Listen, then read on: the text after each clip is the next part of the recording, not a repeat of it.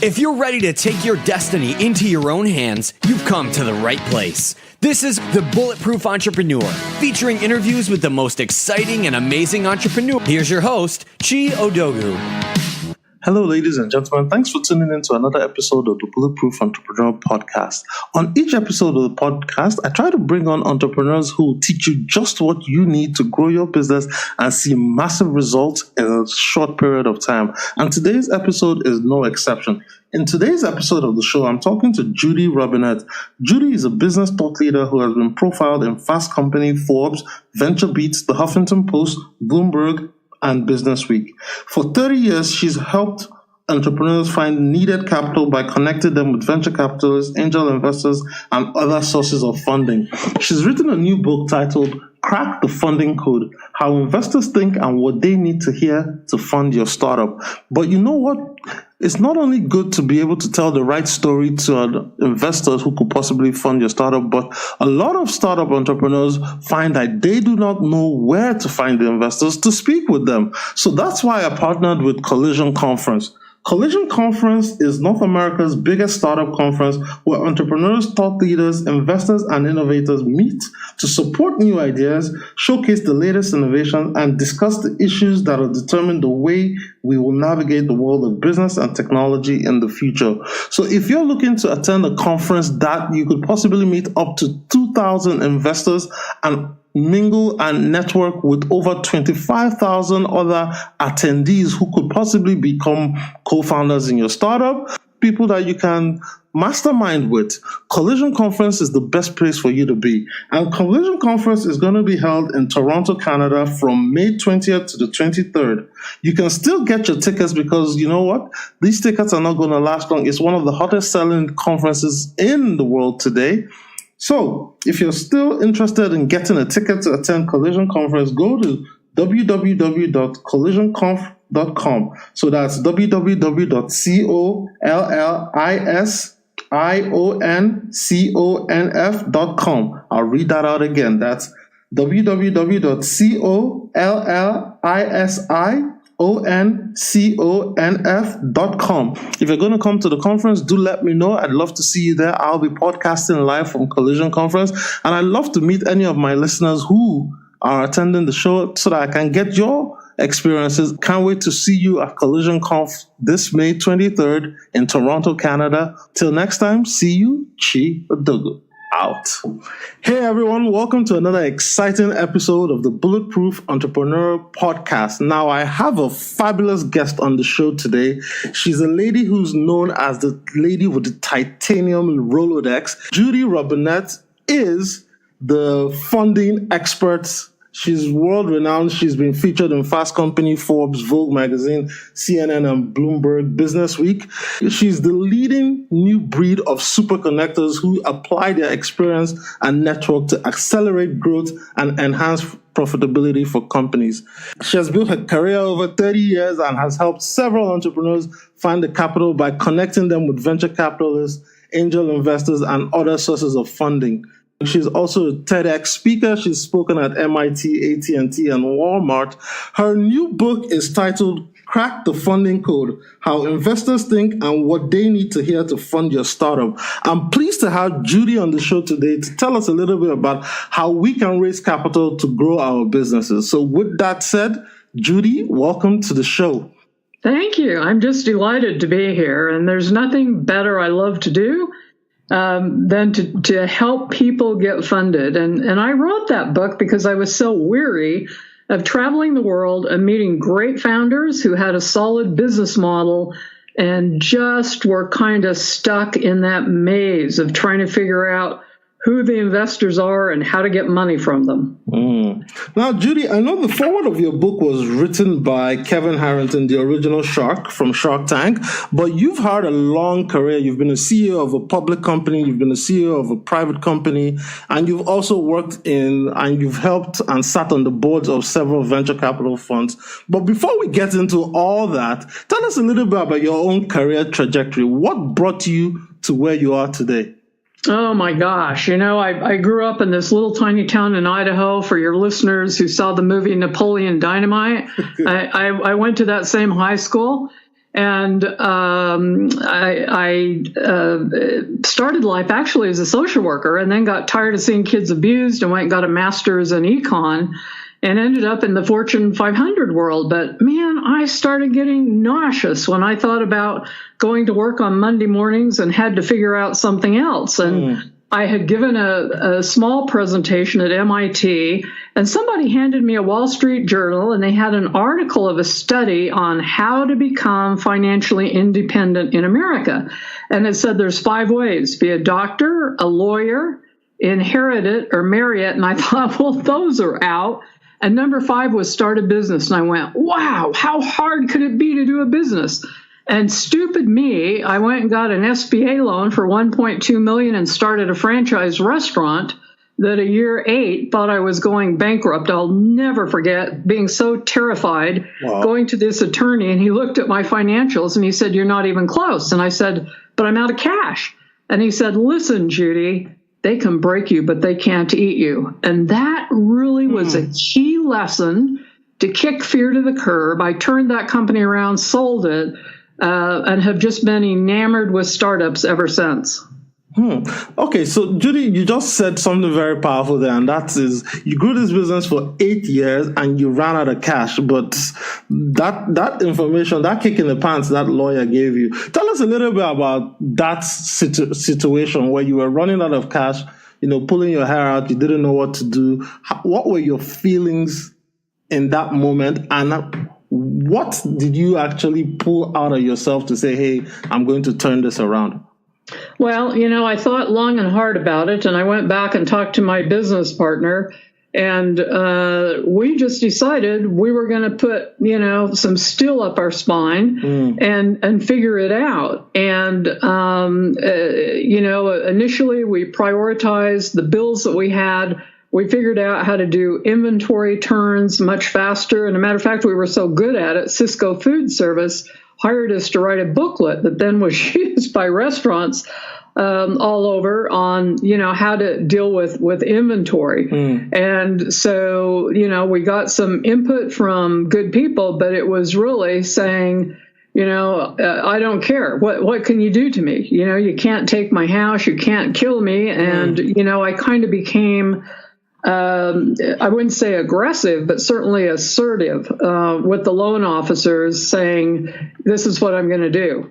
And, I knew by the time they would go through all of the paperwork to, do something that I would perceive as rather horrid, we were able to turn it around. Okay. That's very good. That's very and every one of these situations you have, if you go through it, there's always a way under, over, through, or around, and it literally puts steel up your spine. Yeah. And that really prepared me to then be CEO of a public company for about 10 years. But when I took over, they'd been delisted. They were in litigation and they were broke. And I was able to go raise millions of dollars for them and ran that company for 10 years. And so what I found out, if I ask entrepreneurs, tell me where you'd be if the worst thing that happened to you hadn't happened. And they will tell me they would have been in a worse place. And you just realize research shows, and this is Clayton Christensen from Harvard, that 70% of businesses go through a pivot. And so that's good. You have to be able to pivot, change your dream a bit. But if other people have figured it out, you can figure it out too. Yeah, very true. Very true. Now, you said something there, which is you went out and you started raising capital. I know your first book was centered on how to be a power connector or a super connector. So tell us a little bit more before we transition into the new book, which is Cracking the Funding Code, is why is it so important to actually have a good network in place before you even think of starting to raise capital for anything? Yeah. So, I had a VC tell me, if you can't figure out how to get to me, you can't figure out how to get a customer. They don't like cold calls. They prefer referrals from people that, they know. And it's actually pretty simple to do. So I wrote the first book because I had been shy and was really bullied. And when I got to the corporate world, I looked around and I thought, there's other people out here getting promotions. What's wrong with me? And research shows if you've been raised lower to middle class, you're taught, get a great degree, join a company, work hard, don't ask for help. People will notice. And I discovered people didn't notice. And I found out that, behind that org chart was this whole different group of power people who really made decisions in the company. And so I read How to Win Friends and Influence People. And, I was scared to talk to people. And after I did that and just started saying hello, using their name, much to my surprise, people liked talking to me. And, half of the people in the world consider themselves shy. But, psychiatrists will tell you the number's really 12%, that the rest is like me. It was an issue of self-worth. And I had so much success that I kept doing it. And so, this has landed me at the White House, at the Royal Palace for dinner. I have a TV interview coming up on Fox Business Mornings with Maria that, frankly, I'm a little nervous about, but excited. And, I was a nobody from a little town, never went to Harvard, none of that stuff. So I found out how critical people are. Nothing happens without people. There's no lack of resources on this planet. There's 269 trillion of private global wealth and 7.4 billion people, so many ideas you couldn't count them, and, information doubling everywhere. But most people don't know how to get in the right room. Yeah. And so that's really what I wrote the book, to kind of say all the resources are out there, but you need to get out of your comfort zone and have people, the big mistake I find with people with the network they have is it's people of no influence and no power. And also it tends to be people just like you. You go to conferences because you're all attorneys or accountants. And so when it comes time to find a new job, move up in your career, try to find funding, you're screwed because you need to set in place some of those relationships early. Yeah. But Judy, one of the things I've noticed in that world is that a lot of people feel they don't have value to bring to somebody that is like a high level person, So take, for example, yes, you want to befriend a billionaire or multi-millionaire or centimillionaire, so to speak, but you're just a guy sitting there working in the cubicle, you're an associate or a manager or something, and you happen to say, okay, you find your way and get into a conference, but what are you going to say in front of this person? I know a lot of people get nervous thinking, I don't have anything to say, I don't have anything of value to bring to this person that will be interesting to this person. What do you say to that when people bring up such limiting beliefs? I tell them it's false. It is amazing what you can do to add value, and it's as simple as finding a high-end article, research report, getting it to them. It's nice to have a kind listening ear. I mean, the big thing people say about Clinton is, he looked you in the eye. You really felt like you were the only person in the room. But I'll give you an example. So, I call it my 3 golden questions. And the first one is, how can I help you? So last year I went to Pebble Beach. Tencent spent, $1 million on the top booth. And I don't golf, but at the event, it was, curated private invites. I met a billionaire VC, and I went up to him and I said, what do you need help with? And he said, I have got this AI, artificial intelligence conference coming up, and I need to find a couple of speakers. And I said, happy to help. And what happens is when you first start adding value, then then you become much more capable of doing it and realizing it's easy and you don't have to worry. You can make a key introduction. You can suggest your favorite book. And if you just start this where you are before you meet a billionaire, and then you realize all of these people are human beings. They've all got problems. If you're alive, you've got problems. Everybody needs help. So your problem is somebody else's solution. So I'll often meet with entrepreneurs and they're scared to death to go in front of an angel group and they're thinking, oh my gosh, I'm desperate, I'm broke. They know you're broke. They know you need money. But their big problem is finding a great deal. I mean, they live and die by deal flow. Mm-hmm. So you're doing them a favor. Interesting. And what are the other two questions for those that will be curious to know? Hello? Mm-hmm.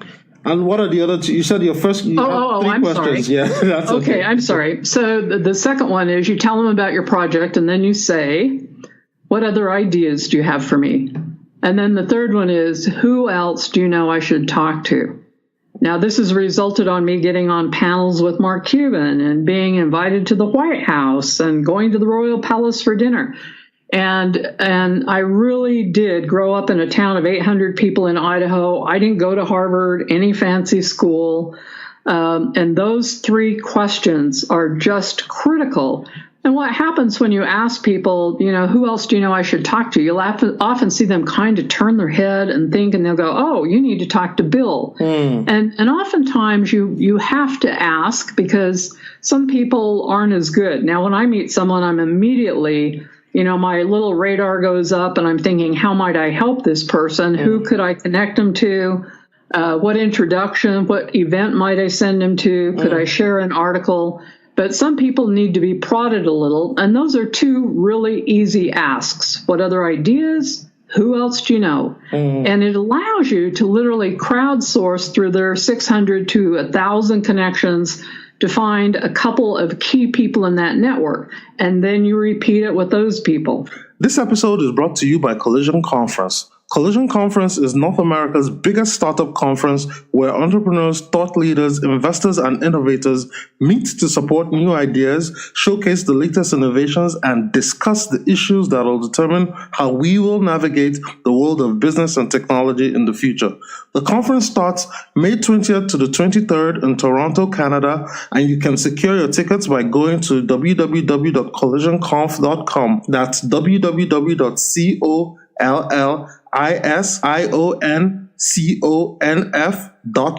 See you there.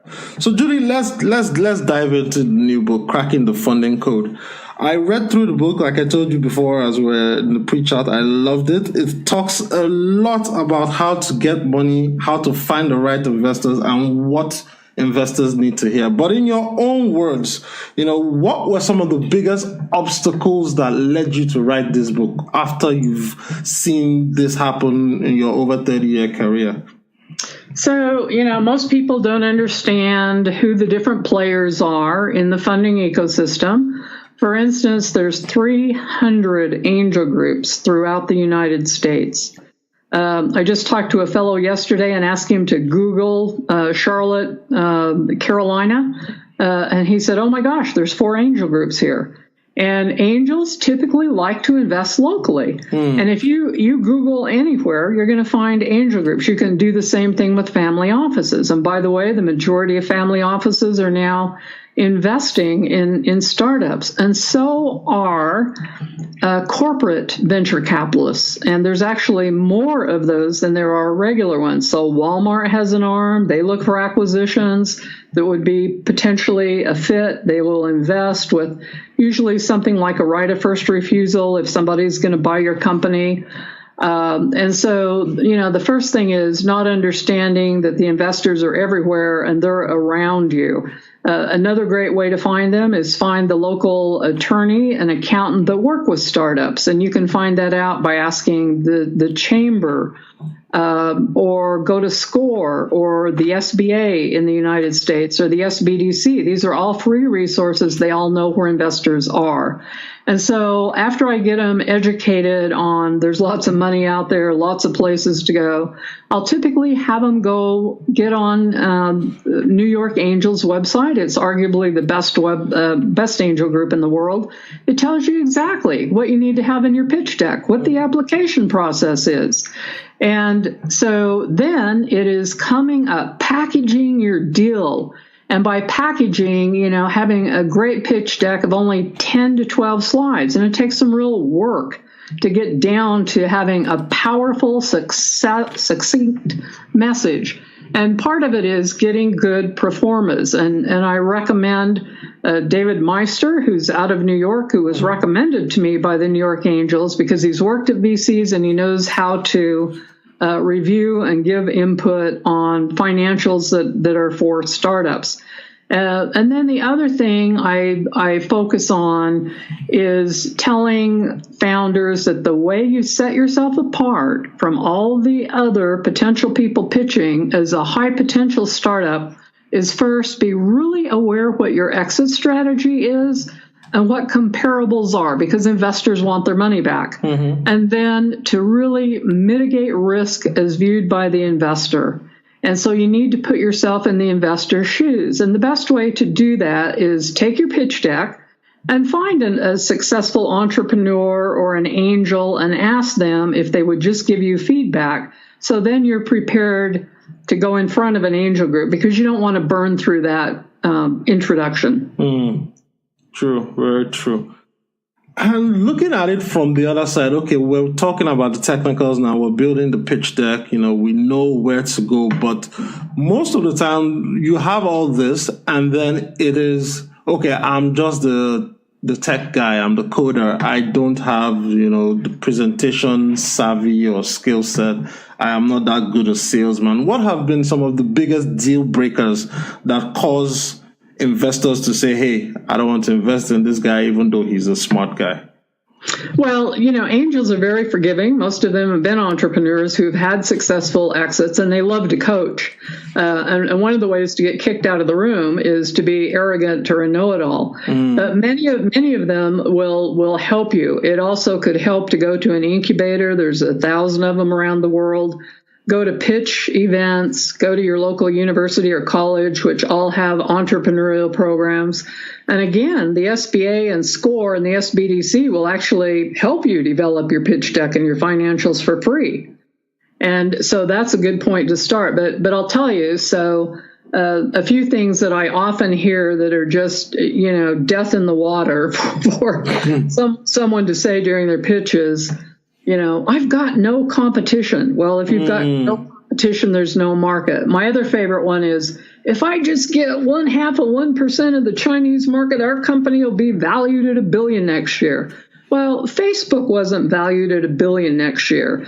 And that concerns me about your thinking ability, your inability to do homework and be realistic. And in those cases, people don't want to give you money. Mm-hmm. And so, as Jack Welch says, get better reality, and do that by working with some of these people that offer their services for free.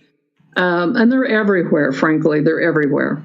And there was one thing I grabbed onto when I was reading the book, which was, you talked a lot about, how to develop the character that is essential to winning a deal.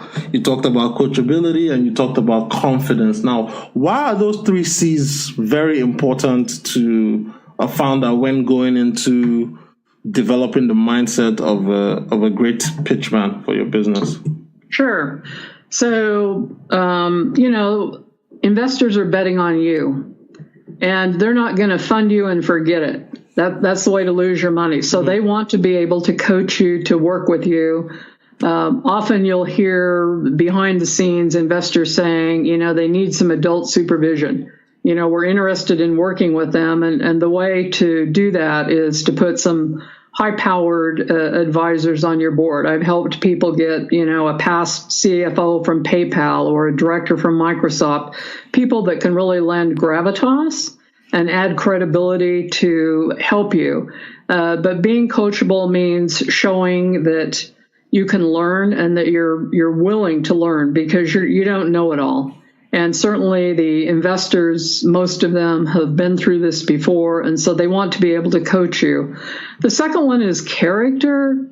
And, Howard Stevenson, who was known as the lion of entrepreneurism at Harvard, he wrote a book to teach people how to invest. And in it, he said, the first lie and truth you hear or exaggeration, run, don't walk, you'll lose your money. And so if you're asked in a meeting something you don't know, say, I don't know that, I'll get back to you on that. Never exaggerate, never say, try to just come up with something that you clearly don't know the answer, because they're looking at your character. They will look at how you can resolve conflict. The third one is confidence. And, if there's a concern that if you really lack confidence, how can you really do sales? And sales are absolutely critical. And, hearing they can break you, but they can't eat you from the attorney really helped me. But the best thing that helped me when I became CEO of a public company, the first 3 months I walked around the house going, I can't be the CEO of a public company, even though it was a little one and should have never been. My PR guy took me aside and he shared when he was with this big PR firm that they had asked him to be an actor in a little training video for Hewlett-Packard. And he'd enjoyed it so much, he went and found an agent, but he got turned down all the time. And his agent sent him to a character actor who made him twice a day for 5 minutes walk around the room and say out loud, I am perfect for the part.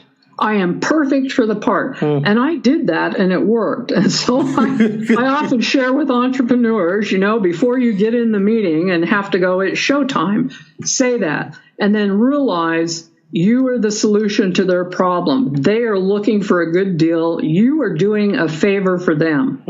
And so those three are pretty critical. And you just realize, number one, they're investing in you. Okay. So, but Judy, we go through this whole process, we build up our confidence, get the pitch deck right, find investors, get introductions, we raise capital, we fund our project, and it fails. And then we say, oh man, my venture has failed, I don't think anybody's going to fund me again. How do you advise people who have raised money first, the first venture failed, and then they come back because they're entrepreneurs and they always have something else in the works eventually, and they say they want to try again. When it comes to failure and dealing with failure, what's your advice for people listening who are also in startup mode, thinking, okay, maybe this thing is failing and I don't know what's going to happen when it does? Well, first, make sure you go to advisors and get help, and make sure that you may need to pivot. All companies needed to pivot. 70% of them need to pivot. But if indeed you're having a failure, it really is no big deal. And actually, investors like people who've gone through a failure and absorbed the lessons learned so they don't do it again. Okay. Now, as we start to wind down the interview, Judy, I have a couple personal directed questions for you. And the first one is this. Looking back on your career thus far, with your experience, do you think there's anything you think you could have done differently that would have moved you further along? Oh, yeah. I mean, when I was younger, I was really fearful and lacked self-confidence. And I'll tell people, if you have this problem, take a piece of paper and write across the top victory log, and then number from 1 to 50. Write all the things you've accomplished, big things, little things, and review it regularly. It's shown that that's the number one way to increase your self-esteem. If I could have learned earlier that, most things won't kill you, I would have probably taken more risk. But I'm pretty much a risk taker. I try to be calculated risk. I also would have been better with the ask. And, I learned later in life that 95% of people on the planet are wonderful human beings. And if you ask, they will help you. If not, you don't care. You just say next. And that also you want to avoid the dark triad, the Machiavellian, the narcissistic, and the sociopaths. And Oprah once said, when someone shows you who they are, believe them the first time. And that would have helped me suffer a couple of bricks to the head, avoid them. And I kind of knew. I kind of knew there was a problem, but, I'd often say, maybe they're better educated than me. Maybe I'm not communicating well enough. So listen to your intuition. And as we stick on that for a little bit, apart from your first startup where it failed and then you turned it around, in your professional career helping companies raise funds and coaching people, have you experienced any significant failure in terms of, you had the right connections, put the right founder in place, and then things didn't quite go as you planned? And then what did you do, and what lessons did you learn from that? Certainly a couple of times I've thought we had everything perfect and got it in what I thought was the right investors. And actually we were in the wrong room. So one woman who had a medical device out of Park City, Utah, I found that it was important for me to get her out of Utah and take her to San Francisco and Boston, to a different kind of angel group. And that's something I will tell you, that different angel groups like to invest in different areas. So if you're into medical devices, go to Life Science Angels in San Francisco. Do the research on the groups. Now, there are national angel groups, and it's everything from, TechCrunch to Golden Seeds, which focuses on women founders. And you can get advice from people like Springboard. I'm on their board. It's a not-for-profit that helps women. They've had women founders with 17 IPOs. I think we've raised $17 billion. So be persistent. That one is really critical. And I have worked with a couple of people who I thought listened to everything I said, got them in front of a great investor group, and then tripled what I told them to say for the valuation. Wow. And the deal was immediately dead in the water. Wow. Yeah. That is crazy. And my final question for the day, Judy, before I let you go, is when it comes to the funding landscape and the startup landscape, there's a lot of bad information out there, especially when you hear things like, fake it till you make it, or like you just said now, somebody inflated their valuation 3 times, and of course that led to a bad result. But looking at people that are thinking of starting up or are still transitioning from corporate into wanting to do their own thing, what are some of the best words of wisdom you can share to help them get on that path to entrepreneurship and start figuring out how to either raise capital for their business or even get their first business or first product out the door? Well, first realize that there's many, many people that are successful at doing this. Kaufman's study showed that the average age of a co-founder is 49. And the nice thing about people that have been in the corporate world is they've got a world of experience, expertise, and wisdom. An example you can go look up is Little Passports. It's 2 women that left eBay and have started very successful companies. I'm currently working with a retired anesthesiologist out of the University of Utah who's invented a medical device that will be very successful. So there's lots of people who have taken the path. Make sure that you deal with reputable characters. You don't want these people who say, give me $1,000 and I'll get you funded. That's hogwash. Make sure that you, get referrals from people who know that you know and trust. And by the way, investors must know you, like you, and trust you to fund you. Okay. Awesome. And with that said, Judy, it's been a pleasure talking to you for the past half hour or so. But before I let you go off to do what you do so well, please tell us a little bit more about where people can find you, get to learn more about you, connect with you, and of course, where they can find the new book, Crack the Funding Code. So, my book is on Amazon. You can get it at Barnes & Noble. Almost anywhere. And if you get it and read it, please write to me if you have any additional questions. My email is Judy@JudyRobinett with no E on the end.com. I'm on LinkedIn. I'm on Twitter. Happy to talk to people if I can help. Awesome. And I'll be sure to link to all that in the show notes when this episode is ready to go live. So, Judy, thanks a lot for taking the time to come on this show to share your story and your words of wisdom. I truly appreciate the knowledge you've impacted to all of us, and especially to me through this book. Thank you. Thank you so much. This episode is brought to you by Collision Conference. Collision Conference is North America's biggest startup conference where entrepreneurs, thought leaders, investors, and innovators meet to support new ideas, showcase the latest innovations, and discuss the issues that will determine how we will navigate the world of business and technology in the future.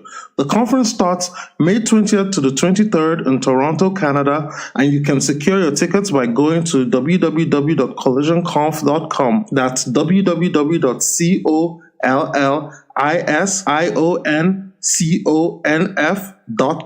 See you there. Hey everyone, thanks for tuning into the show today. If you love what you hear on today's episode of the podcast, go to iTunes and leave a review and a comment. It helps other great listeners like yourself find the show. And of course, you can always find more episodes of the Bulletproof Entrepreneur Podcast at www.odogwu.com. Hey everyone, thanks for tuning into the show today. If you love what you hear on today's episode of the podcast, go to iTunes and leave a review and a comment. It helps other great listeners like yourself find the show. And of course, you can always find more episodes of the Bulletproof Entrepreneur Podcast at www.odogwu.com. And without further ado, on with the show.